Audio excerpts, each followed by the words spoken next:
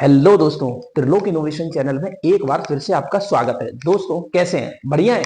चलिए अब मैं बात करता हूं। पिछले शॉर्ट्स में मैंने बात करा था एडी करंट लॉस के बारे में। आज मैं बात कर रहा हूं हिस्टरेसिस लॉस। इसको आपको पूरा डिटेल में पढ़ने की जरूरत नहीं है। जितना मैं हिस्टरेसिस लॉस करा रहा हूं पेपर में यहीं से क्वेश्चन आपका बन जाएगा। चलिए हम बात करते हैं हिस्टरेसिस लॉस। हिस्टरेसिस लॉस क्या होता है दोस्तों?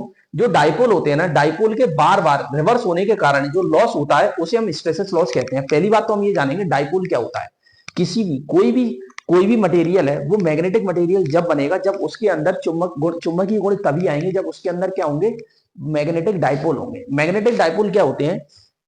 किसी भी चुंबक के अंदर एक्चुअलिटी वो रैंडम अवस्था में होते हैं, इधर उधर होते हैं।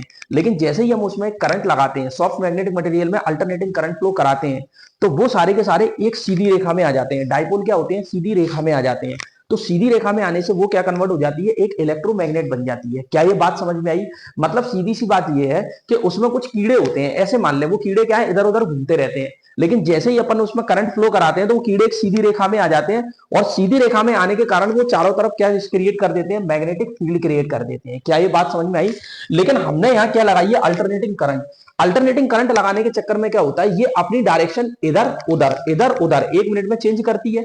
तो ये कीड़े क्या करते हैं? करंट की डायरेक्शन के अकॉर्डिंग कभी इस साइड होंगे, फिर इस साइड होंगे, इस साइड होंगे, इस साइड होंगे, इस साइड होंगे, इस साइड होंगे।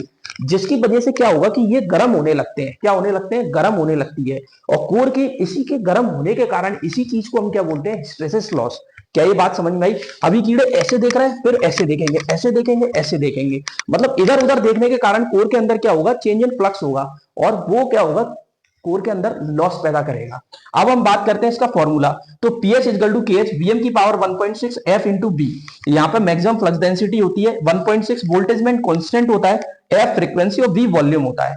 अगर वी अपॉन एफ कांस्टेंट है तो हिस्टरेसिस लॉस आपका फ्रीक्वेंसी के डायरेक्टली प्रोपोर्शनल होगा। अगर वी बाई एफ कांस्टेंट नहीं है तो पीएच इजकल टू वी की पावर 1.6 अपॉन एफ की पावर 0.6 के बराबर होगा। अब हम बात करते हैं कि एडी करंट लॉस को कैसे एलिमिनेट करते हैं। दोस्तों अगर एडी करंट लॉस को आपको एलिमिनेट करना है तो आपको सिलिकॉन स्टील का इस्तेमाल करना पड़ता है। क्या इस्तेमाल करना पड़ता है? Silicon steel. क्या ये बात समझ में आई? क्या ये पॉइंट क्लियर हुआ? अगर वीडियो पसंद आई हो तो दोस्तों लाइक शेयर और चैनल को सब्सक्राइब जरूर करें। थैंक यू दोस्तों।